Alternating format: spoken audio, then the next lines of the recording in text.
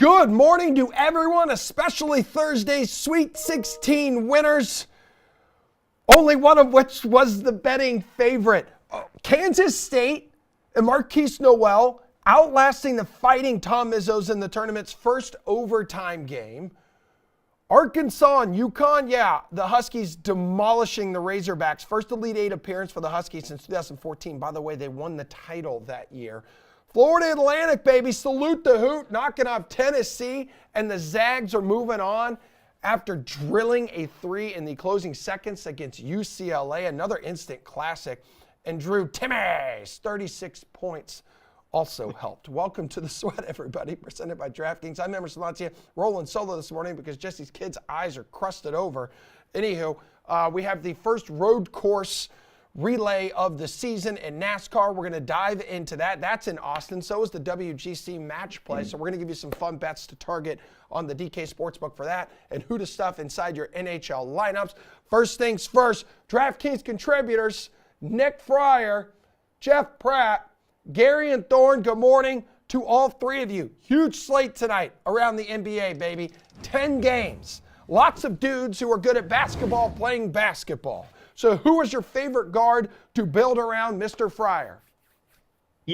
So there was a value play that really jumped out to me, but I'm going to save that for a little bit later. Another guy I like a lot is more in the mid-range area at 7K, Tyrese Maxey going up against the Warriors. I know we don't know what's going on with James Harden. I know Doc Rivers has alluded to that maybe James Harden is going to play in this game. But either way, I don't care because James Harden's dealing with an Achilles injury. That could act up at any point in the game, and we've clearly seen how that's impacted him from a scoring standpoint.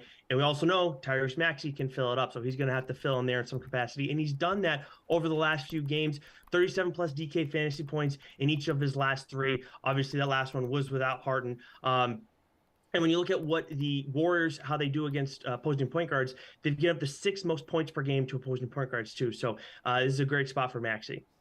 Pratt, what do you want to do?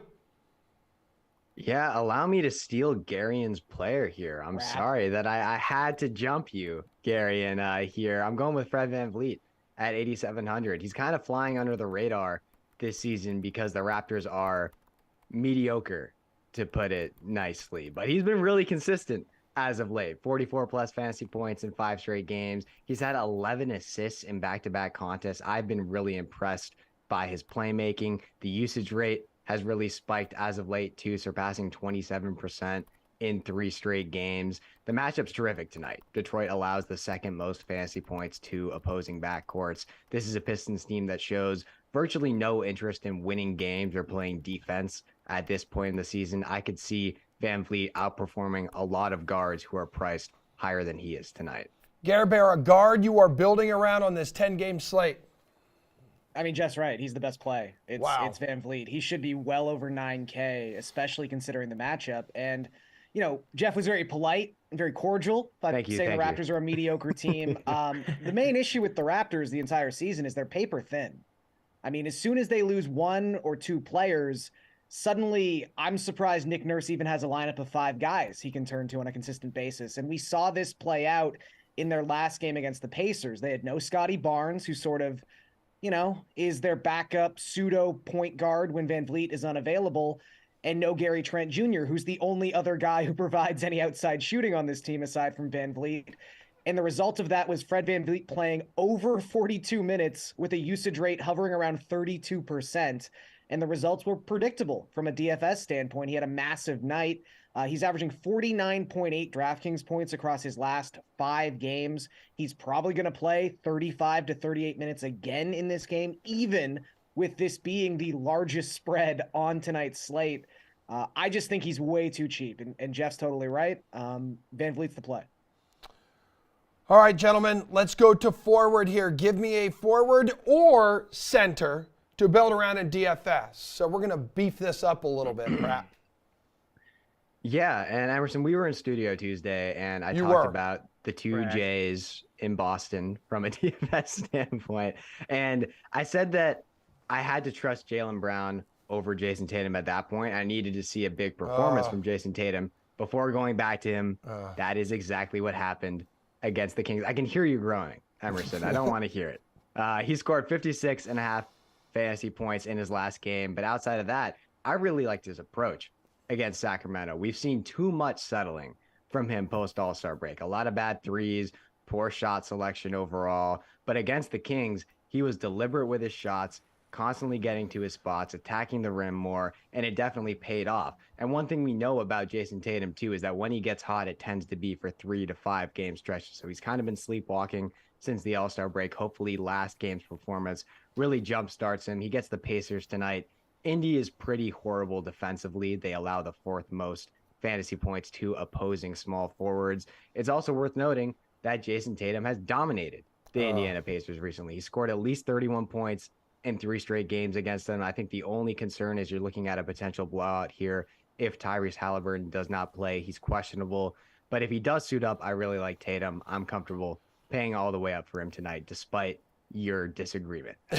Well, speaking of blowout here, Gary, and I was just going to say, I see the Greek Freak sitting there at 11-5. The Jazz have already ruled out Lauri Markkanen, Fryer, Jordan Clarkson, Colin Sexton. Like, it was going to be an uphill battle keeping it close for the Jazz against Milwaukee anyway. So if they get out to a big lead here, we may not see Giannis most of the second half. Like, it may make sense to not even consider paying that money for him tonight. I mean, we sort of saw that situation play out in a less obvious spot a couple nights ago where Joel Embiid just didn't come out for the second half against the Chicago Bulls. So that stuff it's a factor. You have to think about it. I will say the Jazz being at home, for whatever reason, whether it's the cheeseburgers that Will Hardy lets them eat, they seem to play really, really well at home. So maybe they keep that game close enough. I'm actually going to go back to Chicago, though, for my forward option. I think Zach LaVine is a guy you really have to strongly consider tonight at 8,800. DeMar DeRozan left the Bulls last game due to injury. He's questionable for tonight. I know the Bulls really do need some wins down the stretch here, although things in the Eastern Conference are getting a little separated. Like the Bulls, the Raptors, the Hawks, it seems like they're all going to make the play-in at this point because the separation between the Pacers and the Wizards is getting pretty big. It's just a matter of seeding. So I don't know if the Bulls are going to have to necessarily push DeRozan if he's in fact hurt for this game. So if he doesn't play, Zach LaVine's rocking a 32.1% usage rate this season with no DeRozan on the court. He's averaging 1.2 DraftKings points per minute in that span of time. And he's playing the Trailblazers, who have just given up entirely this season. Their last 10 games, they've got a nice DFS combination in terms of an opponent where they are 23rd in defensive rating and 8th in pace. It's just really, it checks every box for Zach LaVine tonight. All right, Fryer, when you were looking for a forward or a center to build around in DFS tonight, who stood out to you?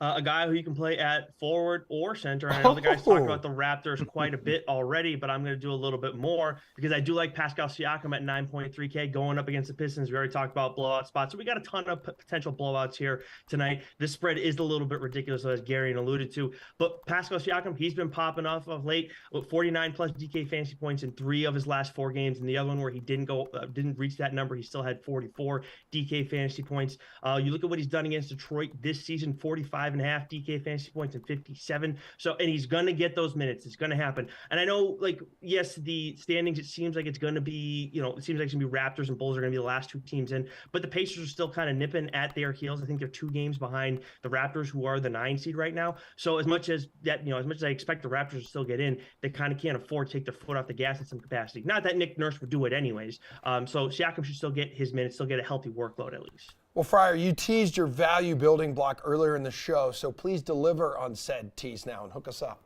Yeah, sure. So speaking of some uglier games, we got the Wizards going up against the Spurs. We have no Bradley Beal. We have no Kyle Kuzma. So I like Monty Morris tonight at 4.9K. I do think that there are other guard options that you can look at on the Wizards side of this kid spurt, right? Even Goodwin. Those are guys who are all a little bit cheaper. But Monty Morris has the highest ceiling of the bunch. And the biggest reason for that is he has the second highest usage bump on the team with no Kuzma and no Beal on the floor this season, a 6.5% bump. The only guy who has a higher one is Kristaps Porzingis, and it's like 7+. And also the Spurs give up a lot of points to opposing point guards. They're tied for top 10 in that category. All right, Gary, and how cheap is your value play? So not actually that cheap. I think the key thing with this question for me was which value play can you build your roster around tonight? Yeah. Like it has to have a certain level of upside because there's not going to be any shortage of guys you can stick in your lineup at 3K or 4K. It's a 10-game slate in the end of March. Like, close your eyes and pick a team and you'll find a value play at some point. It's the NBA. But I think Chris Dunn is like the guy you could legitimately build your team around tonight. He's a triple-double threat every time he touches the floor, which is a crazy thing to say about someone who was not even in the league 2 months ago. But that's what's currently happening with the Utah Jazz. And as you mentioned, Emerson, already, they are missing their 3 top scorers tonight, with Lauri Markkanen not playing in this contest after playing in their last game. The last time we saw this scenario play out was on March 20th, when Chris Dunn had 42.5 DraftKings points because he was like the number 1 option on this team after Kelly Olynyk. So I just think Dunn is a multi-category contributor. I think he's going to play a ton of minutes tonight against the Bucks, and he's got the highest upside, I think, of anyone below 6K tonight. Pratt, a value play you would consider building your lineups around tonight on this 10-game slate?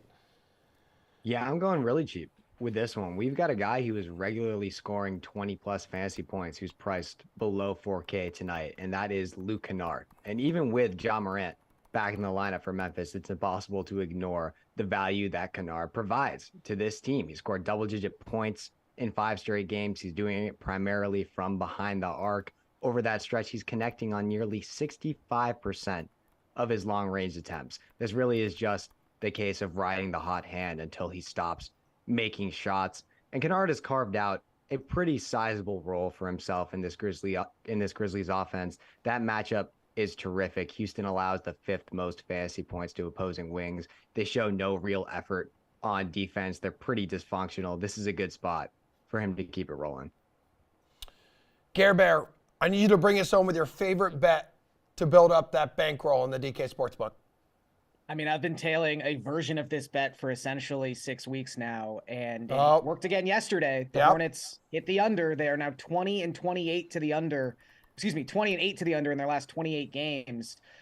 Tonight, I'm going to isolate them in terms of their team total. I don't hate the under 227.5 in this contest in general, but give me under 106.5 for the Hornets, a team that has an offensive rating of 103 over their last 5 games. That is almost impossible in this version of the NBA. And then they went out last night, a team that's already depleted in terms of offensive weapons, and somehow managed to lose Terry Rozier and Kelly Oubre Jr. in the same game. There's a chance that like 2 guys start for the Hornets tonight who I've never heard of. Like, that's the level of roster just complete destruction we're talking about with Charlotte right now. Dallas is not a good defensive team, but at the very least, they're one of the slowest paced teams in the NBA. I don't think the Hornets sniff 107 points tonight. Pratt, what's a bet you like tonight on the DK Sportsbook?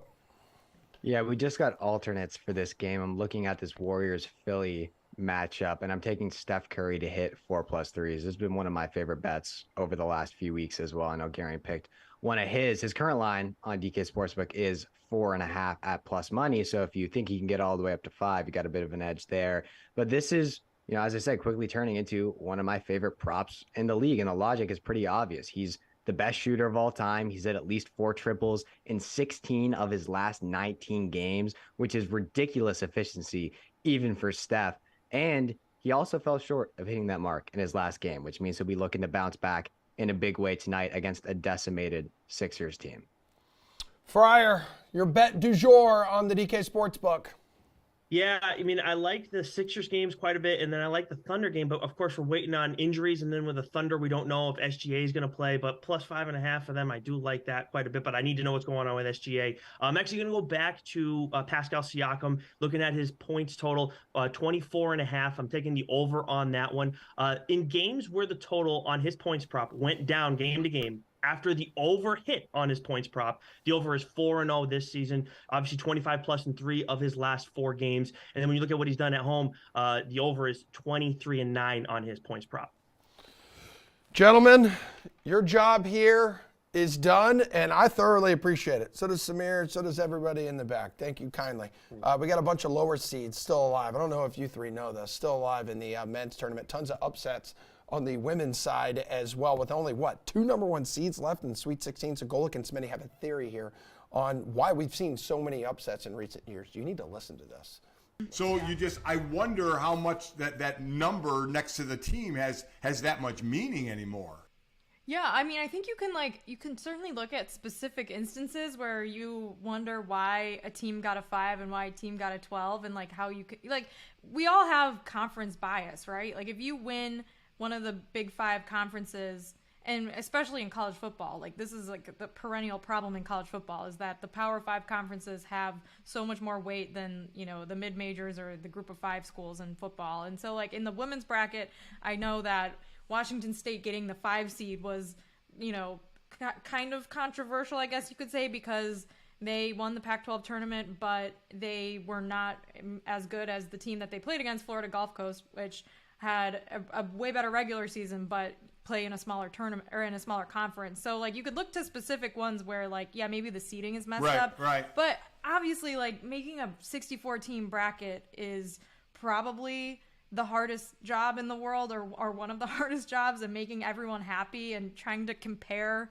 when the pool of teams that can make it is so big. I don't know how I would do a better job with this. We've just talked about me being confused with time zones for like 15 minutes. I can't fathom having to assign a 1 through 16 number to 4 different groups of schools. The NHL likes to go big on thirsty Thursdays and sexy Saturdays, which typically means Freaky Fridays are a lighter slate. This time around, Jeff Ulrich, it is no different. Only 3 games appear on DOS docket. It's good to have you here. You're rolling solo, the first of 3 straight segments on this show. Thank you for putting this company on your back as usual. No problem. Obviously we're going to start with some hockey here. I'm going to absolutely nuke Pierce in the NASCAR segment, and then we'll end with some golf. But I'm very excited to talk hockey here. We're getting close to playoff time, pal. It's almost time for our Oilers and Bruins to meet up in the Stanley Cup final. A few months away, but the road to get there is upon us. Oilers Stanley Cup champions this year. Get on it now, people. Let's look at this slate here tonight, Jeff. Let's start in DFS. Favorite DFS play. We'll rip through all the games. For Islanders and Blue Jackets, where you going, bro? I mean, look, right off the bat, we have 3 mismatches on the slate. Now, one of them I don't mind the underdog, but this is not one of those games. Patrick Laine out for the Columbus Blue Jackets. This is obviously a terrible defensive team. And the Islanders have been very good of late. They've been winning. They haven't just been winning. They put up 7 goals against the Toronto Maple Leafs. And it's interesting with the Islanders, too. They're doing it with depth scoring. Bo Horvat actually hasn't scored in a bit, but I think this is a very good time to get on Bo Horvat. He's only 6,300. Again, like this is a player's averaged 3.4 shots on goal over his last 10 games. He's got 1 goal over that stretch. So Horvat is in a spot here where, we're going to see some positive goal scoring regression from him extremely soon. And it's probably going to happen tonight because they're playing the Blue Jackets. So he's only 6,300. You can easily pair him with Anders Lee as well, who's only 5,300. We do have a few big names on this slate to pay up for. Nate McKinnon, obviously, Jack Hughes. So I really like Bo Horvat. I think that is absolutely where you need to start in this game. You pair him with Anders Lee. It's a really good stack. I think the Islanders could put up potentially another 7 goals here. I think they're going to have a big game. And I think Horvat probably breaks out of his slump here because, like I said, the Blue Jackets are terrible.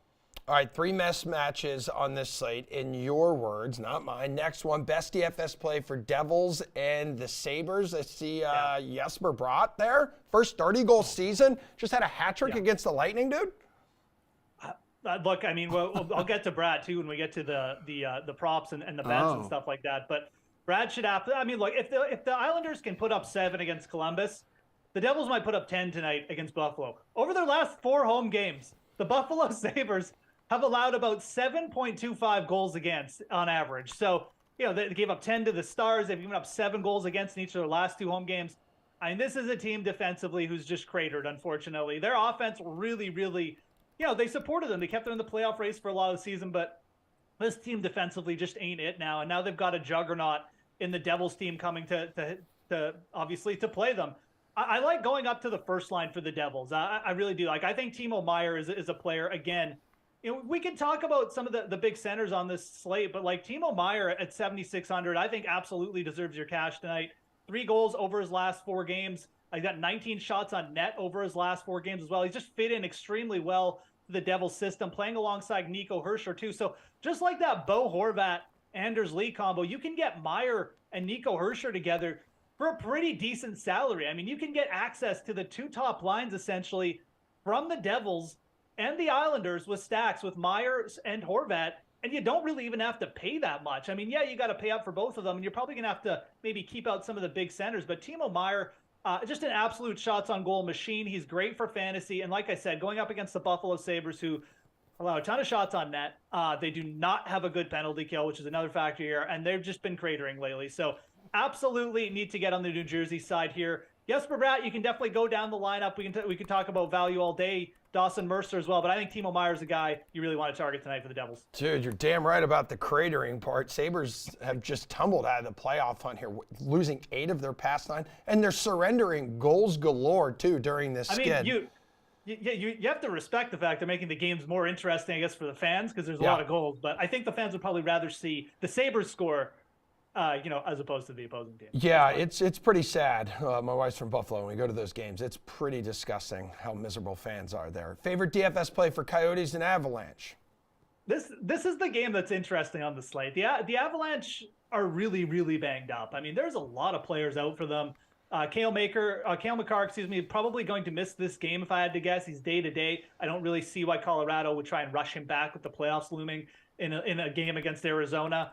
Obviously, Lykinen also day-to-day. I mean, again, we go down the list here for Colorado. So, if I'm looking at like one Colorado player that I really want access to, it's Devin Taves on defense at 4,800. I mean, Taves is, again, like we're talking about all these elite forwards in great spots for the Islanders and the Devils. Well, if you pay down for Taves, he's 4,800. He's going to save you a ton to anchor your blue line. If Cale Makar is out again, I mean, Taves' ice time is probably going to hit what he hit last game, which is 28 minutes. He had a goal in the last game. He's a guy who's gotten the block shot bonus in 4 of his last 5 starts as well. That's just a terrific floor for a $4,800 defenseman. So Taves, to me, is the best overall target in this game. But I do think you can get a little bit contrarian, potentially look on the other side with Arizona here. Again, Colorado just being banged up, potentially just a letdown spot taking on Arizona. I mean, guys like, Landon Krause potentially could break out for a goal here. I don't know if I want to pay up for Clayton Keller because there's so many other good targets, but you can take a shot or two with the Coyotes forwards, but this is actually the one game on the slate I wouldn't be shocked if we see a little bit more muted scoring. All right, let's poke over to the DK Sportsbook now. What is your bet for Blue Jackets and Islanders? Yeah, again, I mean, I have no problem going to the Islanders on the money line here. We're still getting plus money at plus 120. I think the Islanders actually getting a little bit disrespected. I think most playoff teams going up in this spot against Columbus, you probably see them around minus 110. Islanders are 21-15 ATS on the road this season. That's absolutely fine. Again, we've got Columbus with no Patrick Laine, plus 120, plus 125 now for the Islanders.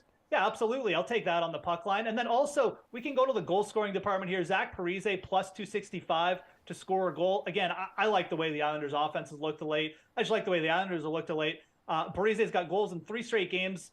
He's playing on, he's getting some power play time as well. Plus 265, just too big here considering the opponent.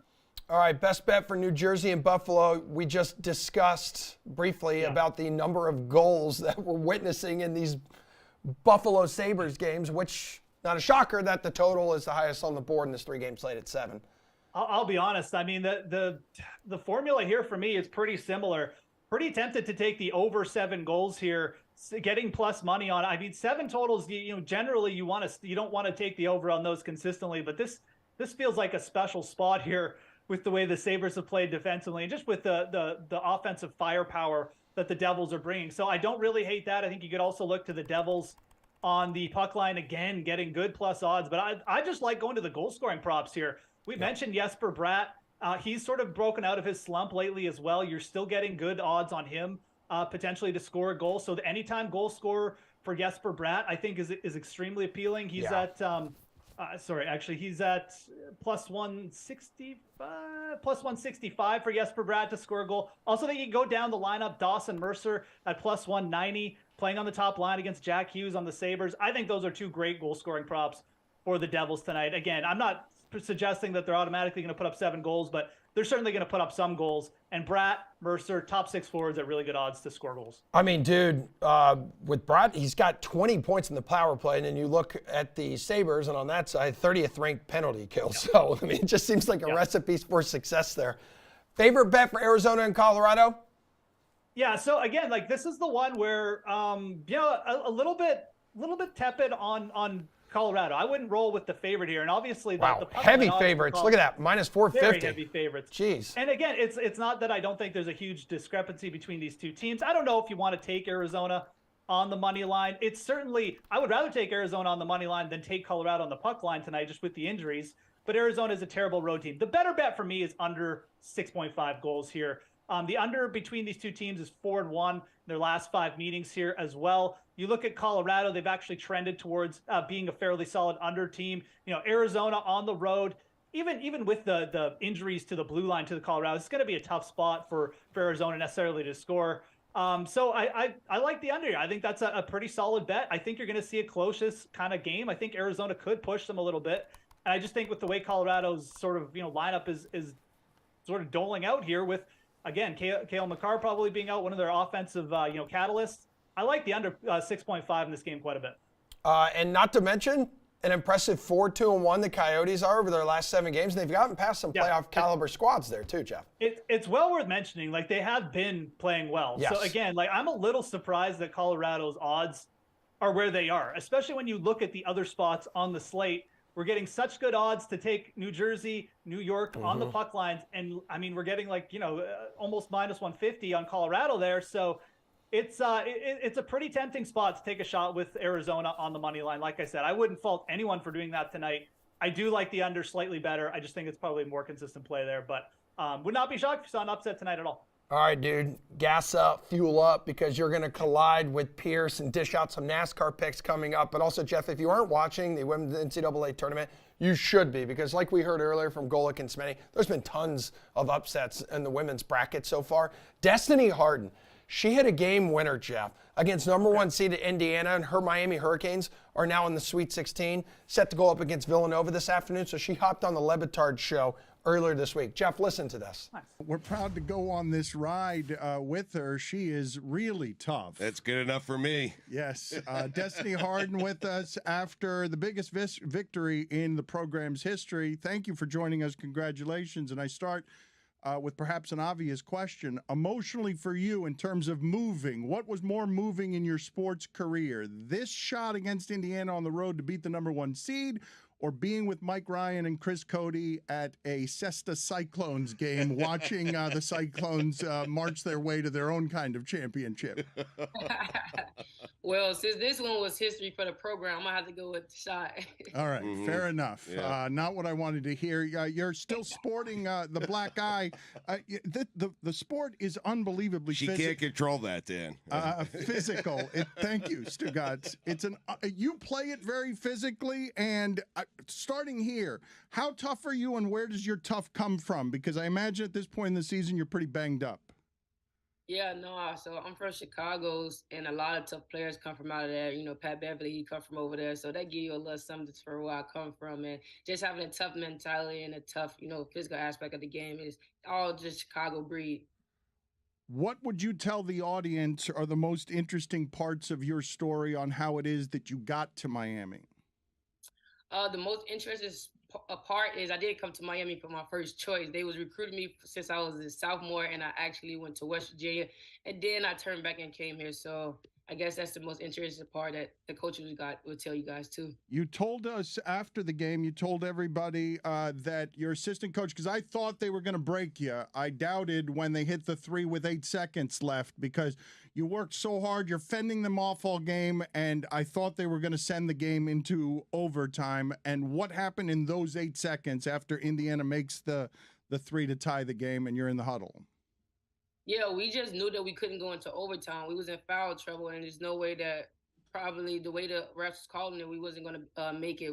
I have 4 fouls. Jaleel Williams has 4 fouls. Other people had 3 fouls. The other team had a person that fouled out. So, I mean, we couldn't go into overtime. It was just winning the game, and that's what we came to the conclusion of. We still got 6 seconds left. Is anything possible in March? So just try to go out there and win the game.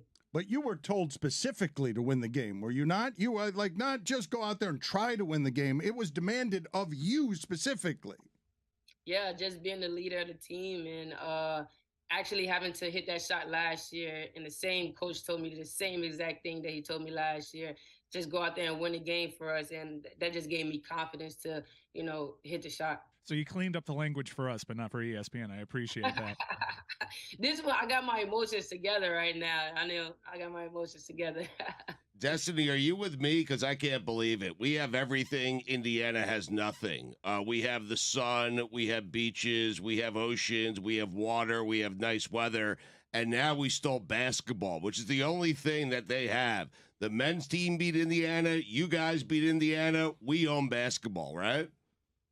I mean, listen, in Miami, there's a lot of things to do. Everybody don't think that we just come here to play basketball. And in Indiana, I literally saw that it was only basketball. So, I mean, that's what I'm saying. I guess we can own basketball too.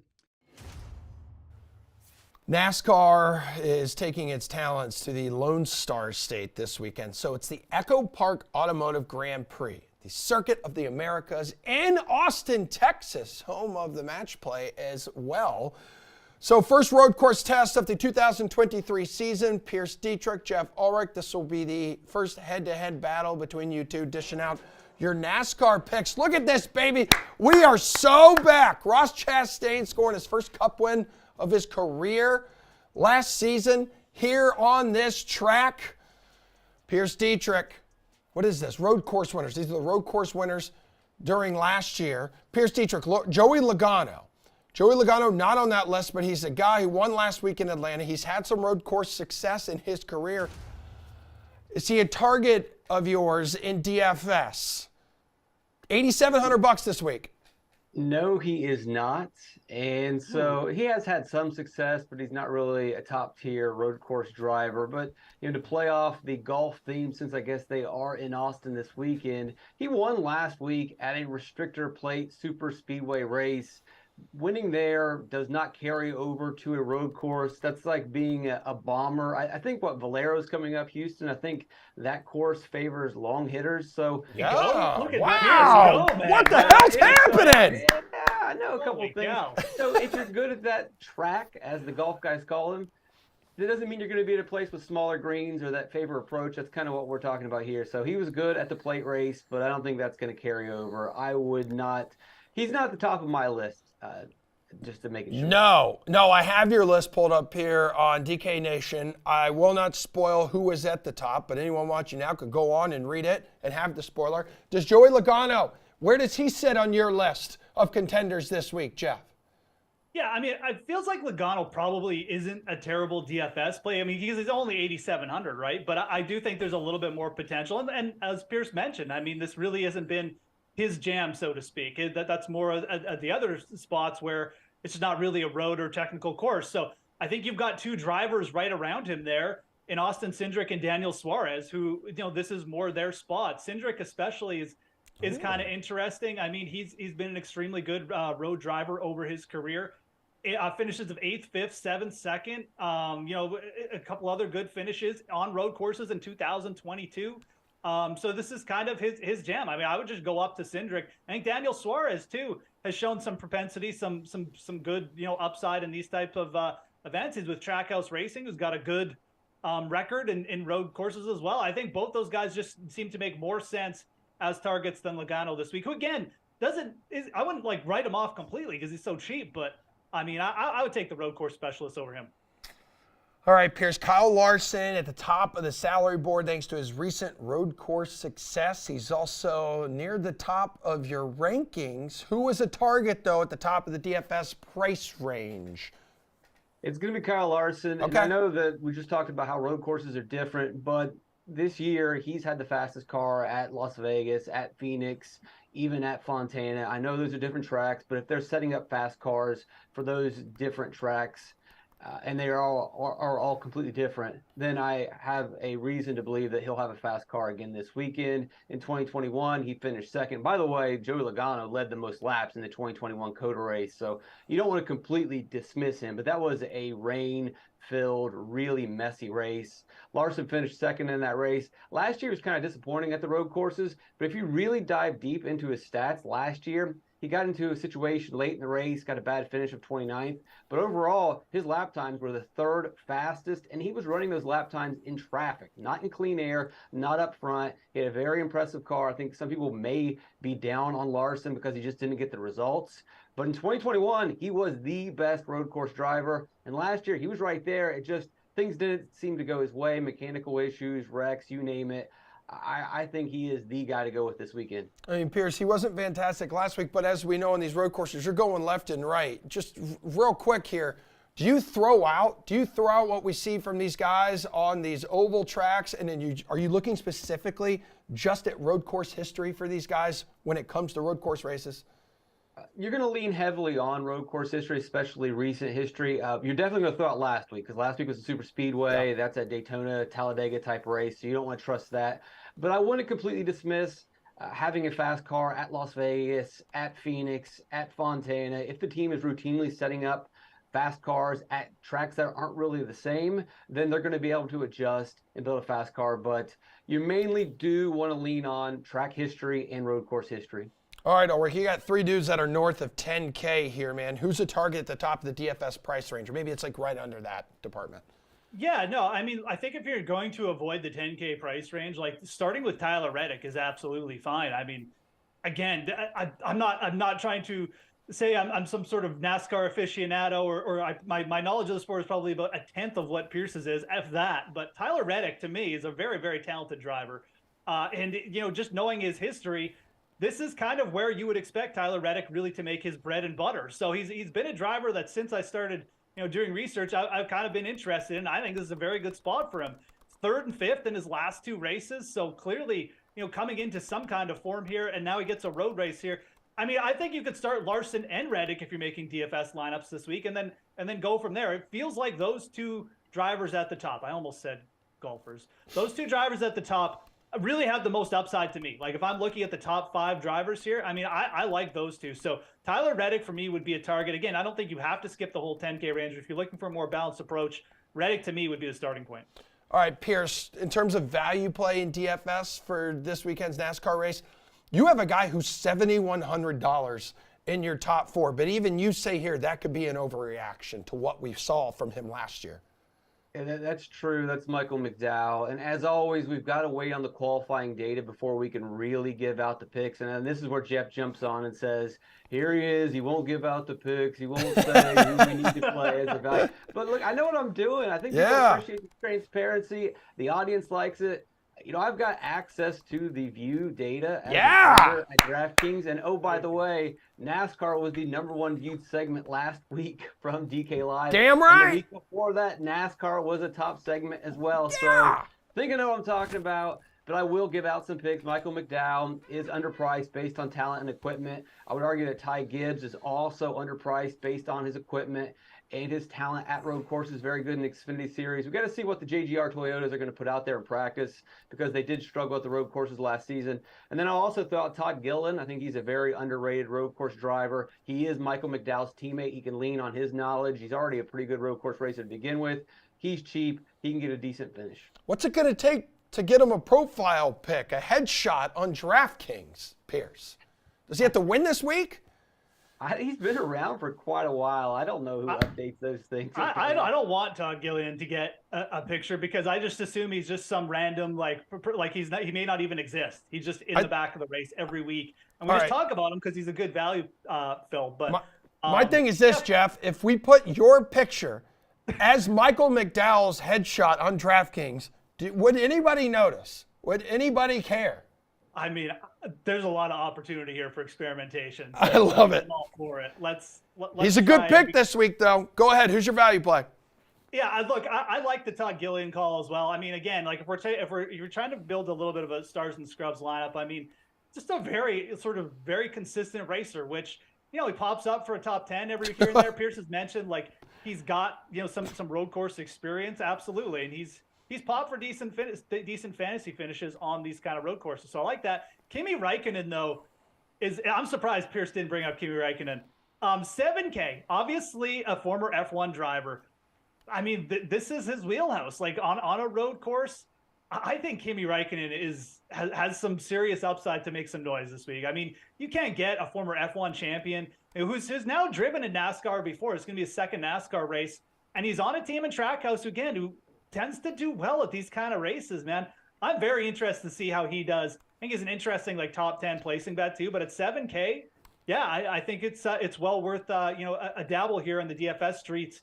Again, not paying up too much. If he does end up with that top finish, I don't think too many people are going to be on him. So Kimi Räikkönen, definitely an interesting name to watch this week. Okay, let's go over to the DK Sportsbook right now, Pierce. We got some driver props listed. And winners last year, we showed you that at the top of this segment. Winners last year on road courses. So you got Larson, Chastain, Reddick, Group A for this prop. Bell and Suarez plus 300 odds in Group B. Give me a driver, group, or matchup that you're targeting this week. Let's go down to Group C, and we don't have to pick a winner. We just have to pick the best finish among the group. Okay. And for me, it's going to be Austin Cindric at plus 200. There's a rules change this season. So at the road courses, we're no longer going to have stage break cautions. There's no longer going to be these preset, predetermined artificial cautions that resets the field, re-racks them, and they do a restart. Before, teams could pit before the end of a stage, and they could forego their stage points, but then they would cycle 10, 15 spots ahead. And that really helped the mid-pack drivers to make movement forward, because the mid-tier to just slightly above average drivers, they can't really pass. They're not very good. They can't move forward, but they used to be able to manipulate the system. That's gone. We're going to run green, and there's still going to be stage points, but they're not going to stop the racing. So this heavily favors the best drivers in the best equipment. And arguably, Cindric was the best Xfinity road course racer ever, and that was in competitions where the rules are stacked against him, where you had the stage breaks that helped people out, and he still was the best around. I think with these new rules, you're going to see the cream rise to the top, and guys like Cindric are just going to absolutely run away from the field. Stage break cautions are dead, Pierce, as you write. No more short pitting or flipping stages. Jeff Ulrich, what's a group bet you like here? I mean, look, I'm glad to hear all this information that I totally didn't understand from Pierce, but Austin Cindric was my pick too, so it's good. I mean, I feel very confident in my analysis. I like it. I mean, plus 200 again. Not only does he have all this going for him that Pierce just laid out, but I think he's just in a weaker group too. I mean, Ryan Blaney, sure, but not what you call like the most consistent driver in terms of just like, upside finishes. Denny Hamlin, Alex Bowman doesn't really feel like the spot for them. So Group C, Austin Cindric, and plus 200. And I think Daniel Suarez at plus 300 is also worth the bet. I mean, you've got two drivers. William Byron has been obviously extremely good of late, but it's a different course. AJ Allmendinger, it feels a little bit overpriced. I think Daniel Suarez in Group B also worth the bet at plus 300. Gentlemen, your bet to win this week at the Circuit of the Americas, Pierce Dietrich. I feel like you've mentioned him multiple times already. Yeah, I'm going to go with Austin Cindric. I like Kyle Larson, but I don't think the odds are as appealing as Austin Cindric at plus 1,500. I can't understand why he's getting this long of odds, considering he is one of the best. I mean, obviously he's one of the best Xfinity road course racers ever. He's not quite there in the Cup Series, but this is only his second season. Last year, as a rookie, he was a top 3, top 5 road course racer. Now you've changed the rules to elevate his talent. He's got a top team car in Penske. I just don't understand why he's not one of the favorites. He should be a top 3 guy. I think Cindric's going to get the win. Jeff Ulrich, who's going to get the win? Yeah, I mean, look, I'm obviously on board with that. I'm going to go a little bit shorter in odds. I'm going to go Tyler Reddick. Again, just driving extremely well. Again, another young driver, but obviously, this has kind of been where his bread and butter has been on the road courses. You're not getting as appealing odds, but I just feel like with the way Reddick's been driving, and now that you're coming to a course where clearly it's going to be, playing to his strengths, I mean, I'd be fine with that. I think this is probably a week too when you're looking at taking outrights in a NASCAR. I don't know if you'd go much above Cindric. I mean, obviously I like the Cindric call, but I'm not sure it's necessarily a week to load up on long shots. So give me Tyler Reddick at plus 900. I'll take those. You're both absolute cowards because the man who's going to win this race is plus 3,000. It's Michael McDowell. And oh my God, DraftKings listening. Look at the profile pic for Michael McDowell. Hot damn, Jeff. Wow. He looks It's a better lot than like being Michael you. Myers, I guess, and everyone get the assumes weird like eyes I'm like on a him. serial killer. So Hey, listen, I kind of look like a serial killer though. So I mean, it's and you know, not to quote Pierce, but also to quote Pierce, everyone knows that McDowell is a good road course racer, good road course driver. Good stuff. Pierce, we already heard your golf analysis at the top of this segment, so your job here is done. Austin, Texas is the home of this week's match play, Dell Technologies Championship here, Jeff Ulrich. And over in groups 7 and 8, two of the upsets in golf this week have been a couple losses for the 7th ranked Will Zalatoris. Man, he's got these putting yips right now. It's actually sad to see. And then Victor Hovland, 8th ranked. Siwoo Kim, Andrew Putnam in position to advance pending their matches today. And that's why we have you here. We need to talk about best bets because this is arguably, if we texted and talked about yesterday, Jeff, this is arguably the most exciting day of this 5-day event here. Which major surprise has really stood out to you so far? Which, by the way, Max Homa, he's already through the group stage here because Hideki pulled out this morning with like a neck injury, a back injury. Yeah, so not great news on Hideki. I think that's worth mentioning right off the top. Some you want to monitor too. We're coming into the Masters. There's going to be a lot of big DFS contests. Hideki's really, really dicey when we get to the Masters. So keep that in mind. Max Homa, not really a shock that he got through. Max Homa's been, waxing everyone so far this year. So no shock there, but there's certainly been some surprises. I mean, guy like JJ Spawn, all of a sudden, looking like he could advance in his group. That was probably one of the weakest seeds that I had circled, before. Now he's 2-0, a win over Minwoo Lee today, and gives him the advance. Now, if he loses, you can have potentially a 3-way playoff there with Fitzpatrick and Minwoo Lee. So both those guys still alive. But I also think that I like the way Davis Riley has held up. This is a player I've been really high on. Davis Riley. He took Scotty Scheffler to the limit. Riley probably could have had that match too if he had just taken advantage of one or two little opportunities. So Davis Riley stuck out. He's still got a chance if he beats Alex Noren and Scheffler loses to Tom Kim. So Davis Riley's looked good. Like I said, JJ Spawn's been a surprise. Also, Lucas Herbert been a surprise. Been completely out of form, but an elite putter who has popped up. And then, like you said, Zalatoris, man. His putting stroke, unfortunately, it is weird, dude. It's weird. He's never been a good putter, but it is unfortunate that he seems to have gotten in his head with it again and maybe tried to switch strokes. So I have to see how that works out. But Hideki and Willie Z, some serious red flags ahead of Augusta for sure. All right, so we're going to probably see multiple playoffs today. Guys just battling it out past their final group round match. Huge afternoon matchups. Let's go to Group 3 here. Rory, a half point up on Keegan Bradley. This is an interesting rematch of two of their 2012 Ryder Cup singles bout, if anyone remembers that. Rory almost missed his tee time that day at Medina. All right, so they square off later this afternoon. How much do you like Keegan's chances of possibly pulling off the upset here, dude? He's plus 180. Not very much.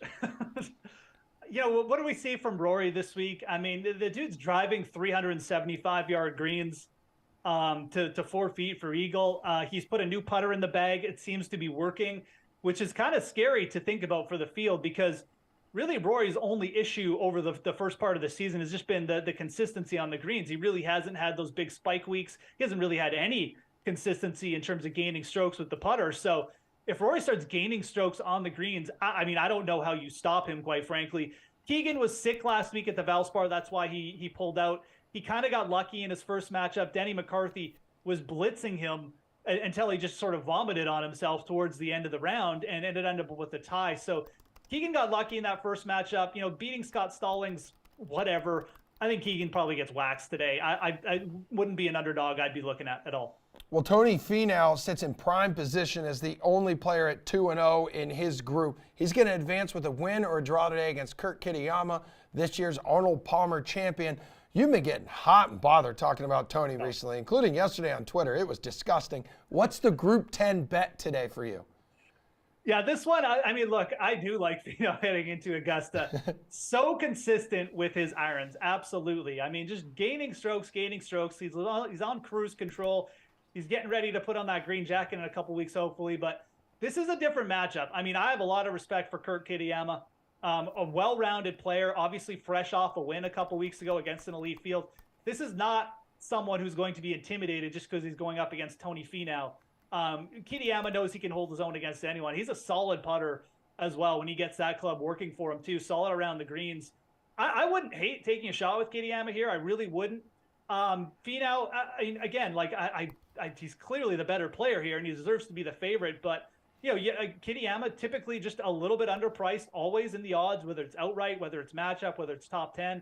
I think he's absolutely fine as an underdog. Would not be shocked to me to see him like really push Finau to the limit here. And Adrian Marinik still alive as well. I think this is a one where we could see a playoff. You got 3 quality players there, maybe even see a 3-way. But yeah, I think Kitayama has a little bit of appeal. I'm not going out of my way to take on Tony Finau right now, but Kitayama is just a player I got a lot of respect for, and I think he gives Tony Finau a good match today at the very least. I mean, Group 7's where you're going to find that lame duck and Will Zalatoris at 0-2, but we have a group with just one player here that's 2-0, and that player is Andrew Putnam. Dude, he's the lowest seed of the lot here, 56. He's facing Harris English. Who are you backing? Yeah, I mean, I really like Harris English today. I mean, he absolutely blitzed Willie Z yesterday, but it wasn't just necessarily too that Zalatoris was terrible. Like Harris English played well. He rebounded really quickly, had a bit of a tough match in the first session against Ryan Fox, but Fox played well there to beat him too. It's not necessarily that English was terrible. So I think when you look at these two players, English is clearly the better player. He played really well yesterday. And look, he's had a couple chances at match play. He's never really done much, but this is a layout with Harris English where, again, like, a lot of what success you're having here, it's approach game and putter. That's pretty much, Harris English's jam. He's a very, very talented putter, especially around the greens. I think he probably gets over on Putnam today and he pushes this to a playoff. So you could even look potentially to take like a long shot with Harris English to win the group. I already bet him outright to start. He was in my list of players there. It was 100-1. So obviously rooting for him as well, but I do like him in this matchup against Putnam. I'd even take a shorter number on him. I think he probably pushes this one into a playoff, the entire group. So, all right, we mentioned earlier like Rory's dominance right now. I believe it was an 18th hole eagle that helped him close out Denny McCarthy. Cam Young, though, finishing eagle birdie to turn a 1-down deficit into a win over your fellow Canadian, Corey Connors. Sobel right now has to be feeling good about his pick of Cam Young winning this entire thing. Sepp Straka plus 170 to pull the upset. He was early. Now plus 190 on the DK Sportsbook.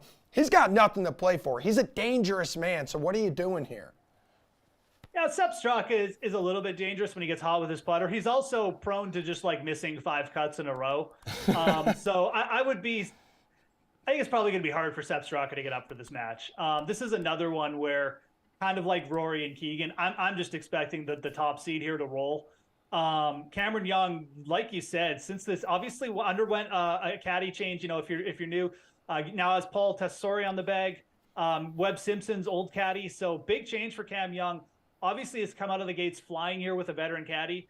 And I just think it continues today. Sepp Straka, when he's in form, absolutely a danger. Not in form right now.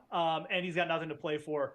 Cameron Young's probably going to roll here. I think he's, as you mentioned, definitely a threat to win this whole thing. So, yeah, not another spot where I would want to take the underdog at all. Rahm and Horschel meet today. Both control their own destiny. You said during one of the breaks earlier in the show, you're kind of feeling Billy Ho. Billy Ho season, welcome aboard. Rahm makes at least a playoff with a win. Horschel advances with the win or a tie. Which dude are you backing in this head-to-head matchup, and why is it Billy Horschel? It is Billy Horschel. Look at those odds, plus 205. This is Billy Horschel's jam, dude. I mean, Billy Horschel in match play. Yes. He's a different cat. Maybe he can't handle the longer courses anymore, or he gets a little bit too frustrated in things like the U.S. Open. But match play, he's won this event. He beat Scotty Scheffler, one of the most unbeatable players over the last 2 years that we've seen. Billy Horschel is a great putter. He's consistent off the tee. And he can absolutely grind you down with his around the green game as well. Very frustrating to play against. He's probably going to call Jon Rahm pal or bud or guy about 50 times today. Jon Rahm's going to hate that. Yeah. Plus 205. With the tie involved, yeah, Billy Horschel to win at plus 205. I'm interested. I am. I think this is the spot where you take the underdog. Jon Rahm, but his putter's been cooling off a bit. He had a little bit of trouble. Staying steady for 3 rounds, obviously at Bay Hill, really regressed there. And then the players was obviously withdrew. So I think this is the spot where you take the underdog. I think Billy Horschel, obviously, I think also buddies with John Rahm, but I just think that just gives him more reason to kind of go after him here. So Billy Horschel, to me, really good underdog pick for this week, for today for the matches. He always has a little something special in store, like at match play, and he showed that wearing down Ricky Fowler, which is why he's atop the group now at 1-0-1. Last one here before you get out of here, before we wrap up the show. Different type of live betting here for this format, right? I think that's pretty clear by now. Still a lot of value, though, in the winter futures market. Who's the bet as we head into the Sweet 16 this weekend, Jeff? Who do you like? Yeah, look, I mean, I think that if you could have gotten Jason Day, because Jason Day's match is in progress, he's up on Colin Morikawa, his odds have dropped. Could have got him at plus 2,000. That's where I would have gone. But with the odds where they stand now, I'd look. There's two players here who looked really dominant so far to me. It's Rory and it's Cameron Young. Rory at plus 900. He's got bigger odds than Max Homa. I know Homa's already through, but I think that's well worth taking on. Rory McIlroy at plus 900, coming out confident with that new putter. Wants to show the world that, he's back. He's ready for Augusta. I don't hate that at all. And Cameron Young, I think at plus 1,200, also well worth the bet. Those are the two players at the top board I would be hitting up right now for sure. Because Day's what, 2-0, and then Morikawa, also undefeated at 1-0-1. There can be no playoff in this group because Svensson and Victor Perez are already eliminated. So, yeah, I'm going to go watch that right now. Jeff Ulrich, good stuff, man. Way to be today. You killed it. Everybody, thanks for hanging out with us all week long. We're back here in studio 11 o'clock Eastern time on Monday morning. We will see you then.